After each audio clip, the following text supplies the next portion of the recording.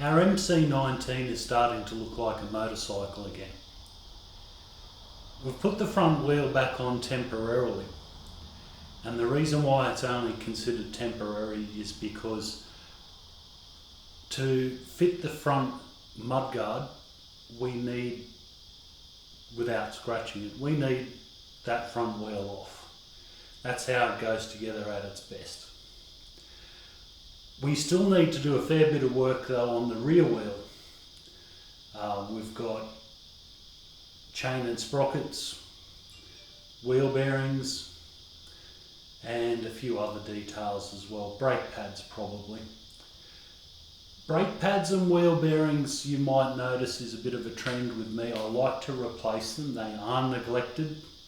Wheel bearings more than brake pads. Brake pads tend to be ignored until they've worn out. Wheel bearings tend to be ignored a lot longer than that, and that can get really interesting. But if you replace your wheel bearings, you'll be amazed, particularly on older bikes, on restorations like this, just how much smoother it makes the bike. So that's why we did the front wheel bearings, and that's why we're going to do the back wheel bearings.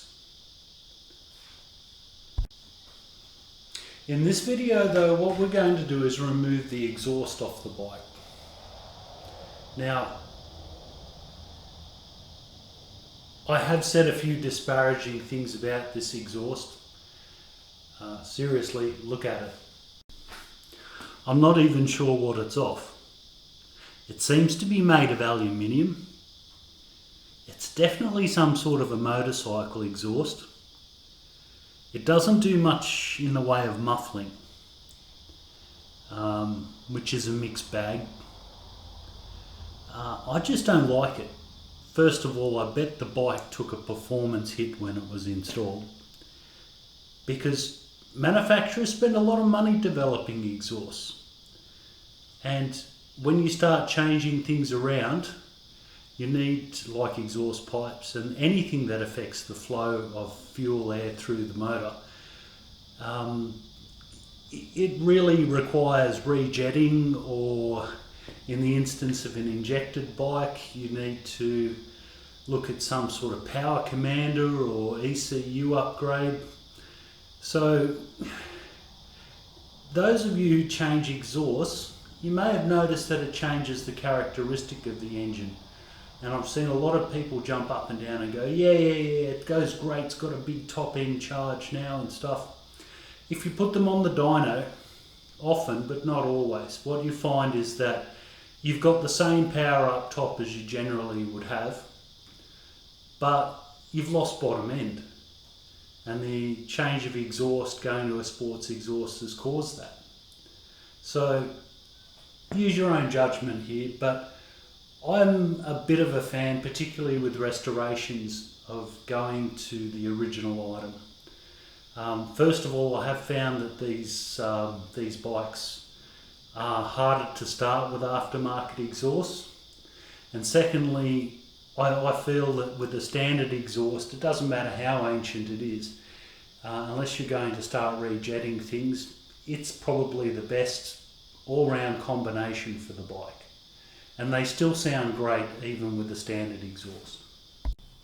So here's the standard exhaust laid out next to the bike, so you can make a bit of a comparison between the two. What you can see is that the exhaust that was originally on the bike, I was going to call that our aftermarket exhaust, but I'm not really sure what it is. I think it was actually scabbed off something else.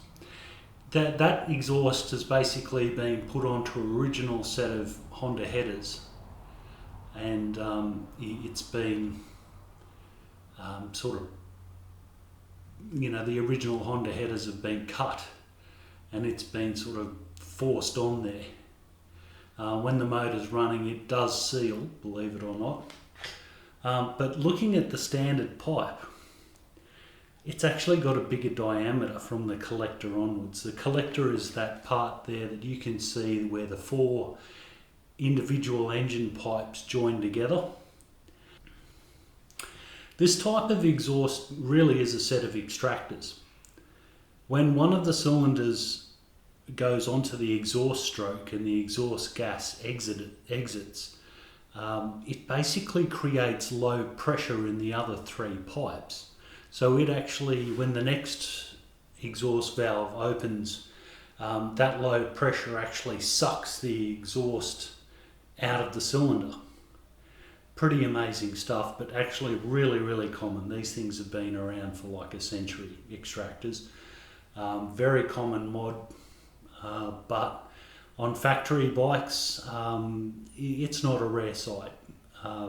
So I feel that the returning to the original pipe is going to give this bike an increase in performance. It's probably going to be a lot easier to start.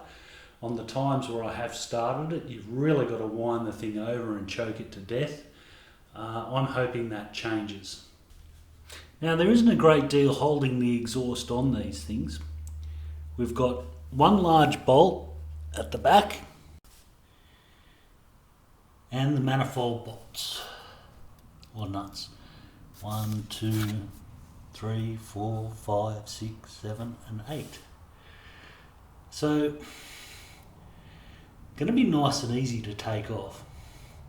Part of the reason why I did leave the front mudguard off as well is that if these put up a fight, we're not going to damage a new guard. Okay, so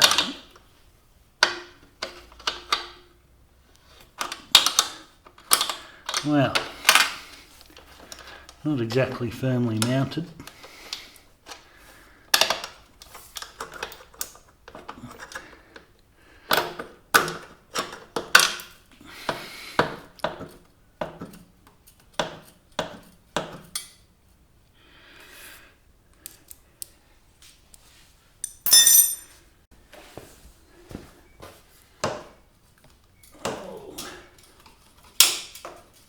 Oh, I knew that would happen. Wow. So you can actually see where this has been. Somebody has actually welded what looks like a split and also an adapter to increase the pipe size slightly. I'm speculating. Right. Off to the bin with you. Right, hopefully my big head doesn't get in the way too much.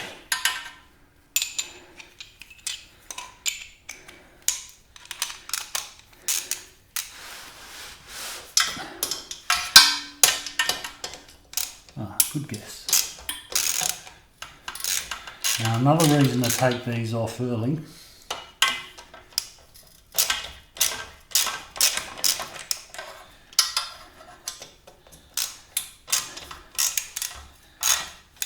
because they will have, well, if they're a factory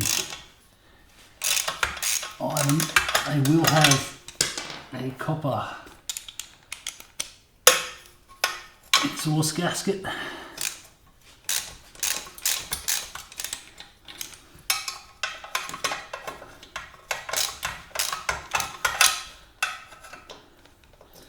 Now I can get those. Of course, like anything else, it takes a little while. Especially with Australia Post around here being what they are.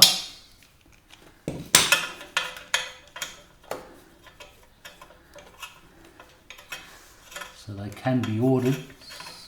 But being copper, they are quite reusable. So that's one.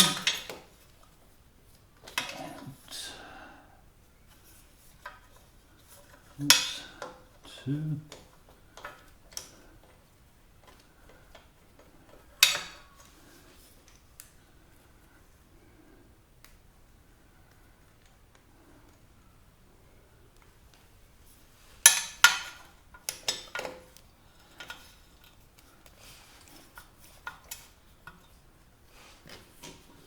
My beef with Australia Post is that they never actually deliver anything, despite the fact that I actually live in one of the fastest growing suburbs in Sydney. Everything is automatically taken to the post office.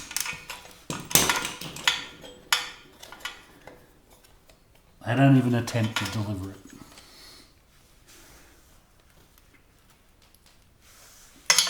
Half the time they don't even leave a card.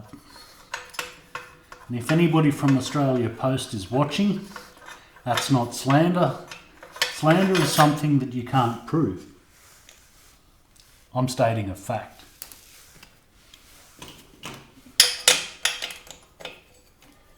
A fact is different from slander. And both of those are different from speculation. For example, if I was to speculate, I would say that by 10 o'clock, the Australia Post contractor has earned his Australia Post money by offloading everything that he's supposed to deliver to the local post office, which interestingly has amazingly long queues out the door every Saturday. And then he goes off, having done his duty, and probably does menu log or Uber Eats, you know, until it's time to go back to the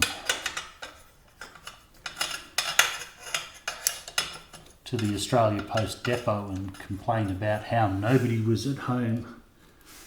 Even the post packages with authority to leave couldn't be delivered because the post box was more than 3 metres from the side of the road, the letterbox.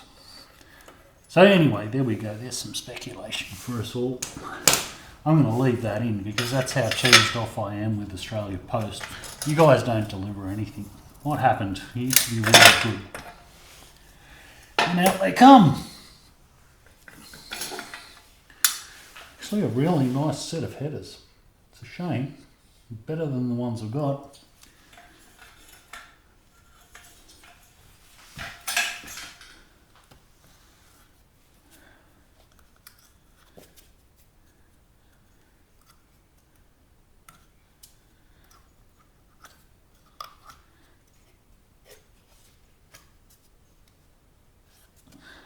Nice.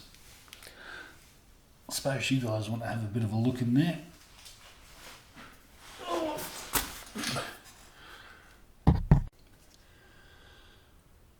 So there's our 4 exhaust ports all lined up neatly. On this one, with a bit of luck, you might actually see the copper exhaust gasket that I'm talking about. We're going to leave that there. I'm not going to interfere with those. What I will do next is actually dummy up the replacement exhaust so that we can make sure that there's no problems, because there's nothing worse than prettying it up and painting it and whatever I choose to do with it in the end, and then discovering that the paint or whatever effect is going to be damaged because I have to modify it because it doesn't fit for whatever reason. So we need to dummy it up, make sure it fits okay. Alright. So, now we actually have a one-piece exhaust pipe. This is going to be a bit more interesting to fit. Let's just see how it goes together.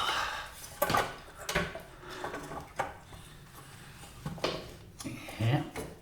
Okay, nice.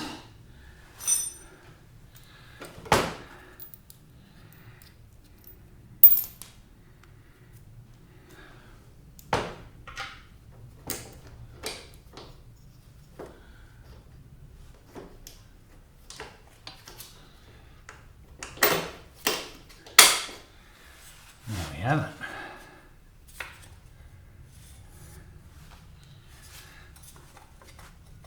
it. And that would come together quite well.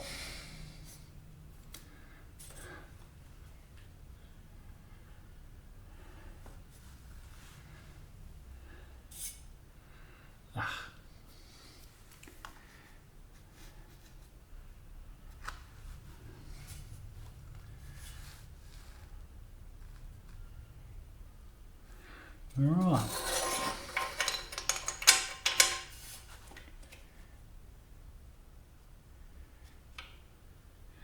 Now, for those who are interested,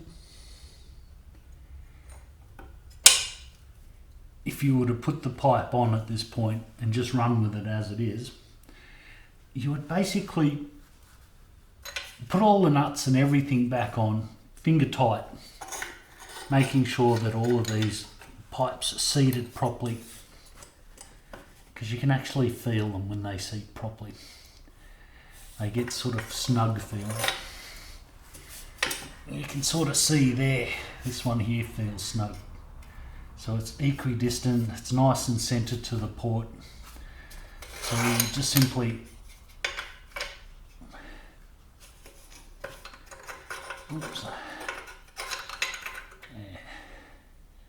put that on there, and the two nuts. Now, exhaust bolts don't need to be super tight. Exhaust nuts don't need to be super tight. They can they generally will be finger tight plus maybe a couple of turns, half a turn. You'll actually feel it sort of get a little bit harder. And my best advice is just to sort of nip them up and then start the bike and listen for exhaust leaks. You know, like if you can hear it tick, tick, tick, tick, tick, or you can feel the exhaust leaking, then all you need to do is just tighten that up a little bit. If you over tighten them, these things will just bend. Simple as that. Okay, so that's that. I'll put him on there. If I was actually fitting this pipe, I would probably consider doing this side and then the other side, the other pipe. So this is number 1, that would be number 4, and then the 2 middle ones. And just leaving this back bolt in loosely. But that looks better already. Let's have a stand back and admire a moment. Nice. Dirty, needs tidying up, but definitely more factory looking. Maybe a bit of a shame about the damage here and here. This is why factory exhausts are a little bit hard to get your hands on, because the thing sticks out. And when you drop a bike, and we all have dropped bikes, especially, well, everybody at some point is going to come off. Generally, I fall off with the assistance of others, but because these pipes stick out, they are more inclined to be damaged. But we'll see how we go tidying this thing up. A little bit of paint does wonders. Let's get this very impressive set of headers off.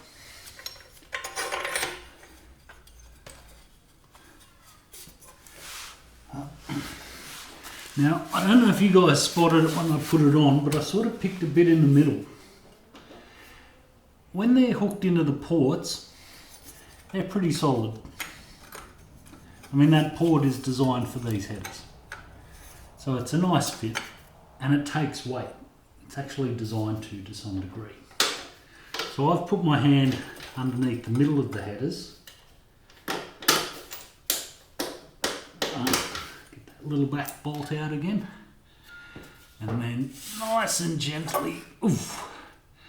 Now, this is why we took the front mudguard off. That would have gotten them. Oh, I'll just put this over the body like this. And rest assured we'll all be seeing them again. In the meantime, let's put this bolt in here. I reckon we need a couple of washers for this.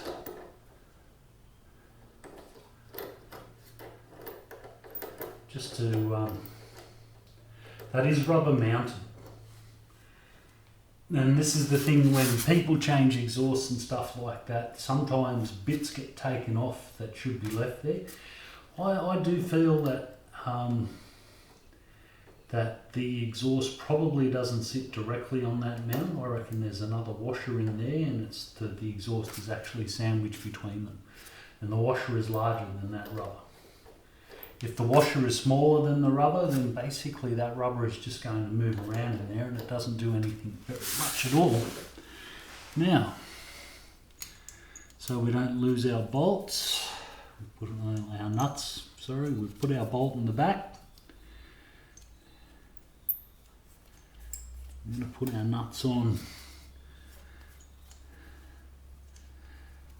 so that the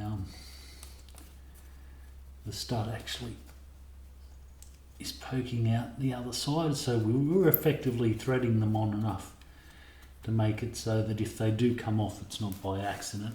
If you throw it on there and then only give it one turn, that's probably not so good.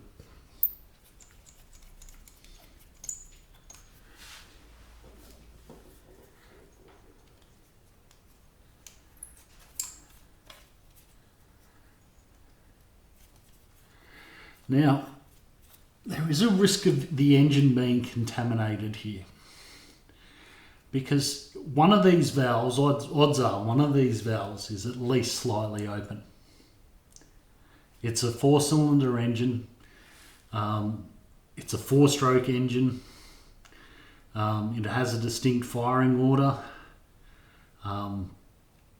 so chances are one of those exhaust valves is open. So the best thing we can do is just gently stuff a rag or something in there to stop that from, from insects nesting in it, or dust getting in, or if it goes out into the wind for any reason. Even a good breeze can just blow enough crap into these cylinders to give you problems down the line. Once you get dirt inside an engine, it's a recipe for destruction. Oh.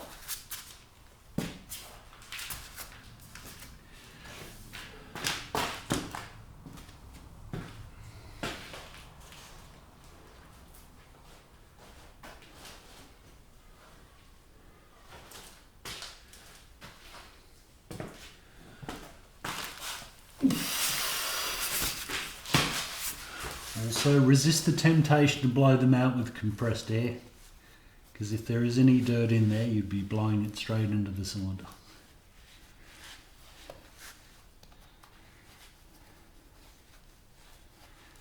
Even stuffing this rag in here has its risks.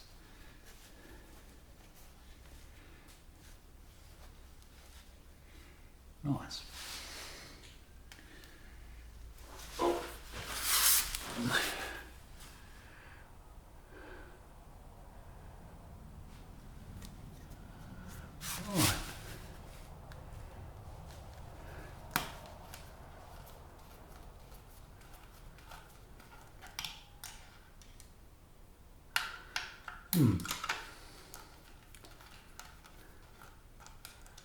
I couldn't remember if this engine had a sight window on the side or a dipstick. It has a dipstick. Now, you might recall one of the first things we did was give it an oil change when it came in here. So that's just something that just sort of occurred to me. In the future, I'm probably going to start looking at crankcase covers and things like that, because there's a lot of damage on this bike. It's unfortunately 35 years, they get dropped. It's the way it is. So replacing this stuff, which is hard to find anything good, of course, but replacing this stuff with cleaner examples is just, one of those things that's good for the value of the bike and for your own satisfaction, I guess.